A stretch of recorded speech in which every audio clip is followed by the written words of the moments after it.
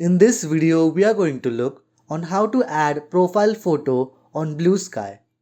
First, open up your Bluesky account.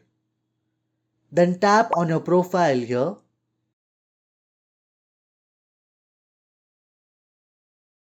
Then tap on Edit Profile.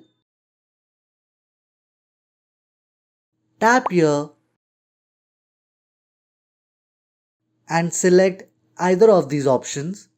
I'm going to select Upload from Library, so I'll tap over it. Choose any photo that you want to keep as your profile picture. Adjust it accordingly and tap here to confirm it. Then tap on Save. And now you have successfully added a profile photo on Bluesky. I hope this helps you. Do like, share and subscribe to Easy Internet for more such videos. Thanks for watching.